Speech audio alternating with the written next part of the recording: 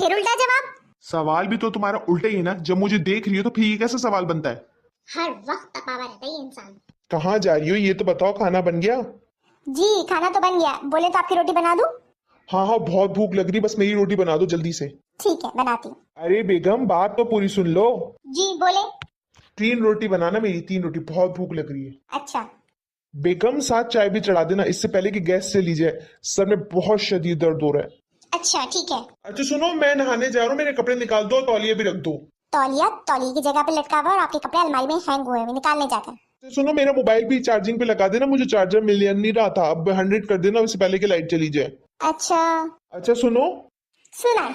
अब मैं बैठ गई हूँ, अब आप मुझे सुनाएं, क्या क्या सुनाना है आपको? जाने मुझे दे नहीं रहे और काम पे काम दिए जा रहे।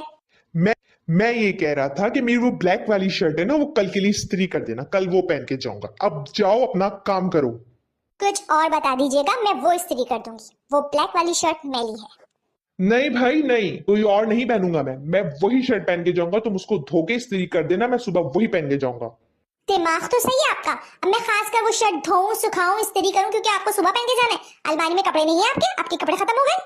बेगम एक छोटा सा काम दिया है मैंने तुमको, उस पे तुम इतना भड़क रही हो? घर में बैठी हुई हो और एक काम करने के लिए तुम्हारी मौत आ रही है?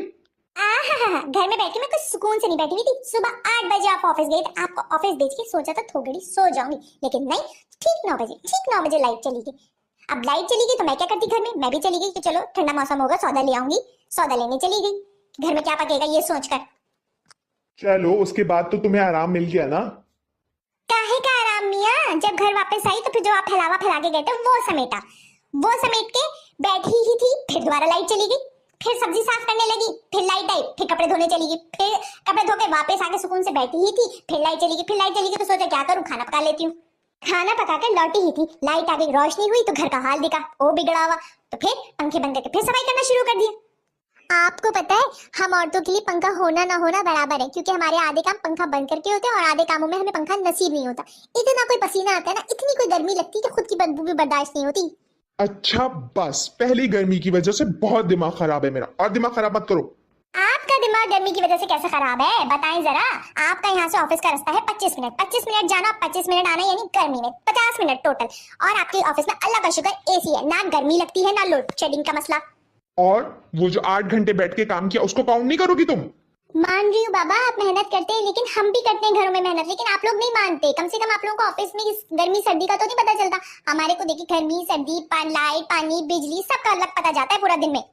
फिर लाइट चली गई, आईला मुझे डर लगने का है। आप यही हूँ बेगम, तुम डर क्यों रही? मैं तुम्हारे पास ही हूँ। तो मुझे नजर क्यों नहीं आ रही? अरे बेगम धूप में फिर के काला हो गया, इसलिए नहीं दिख रहा। हाय अल्लाह, मेरे काले शॉल तो मुझे दिख भी नहीं रहे, इतने काले हो गए धूप में।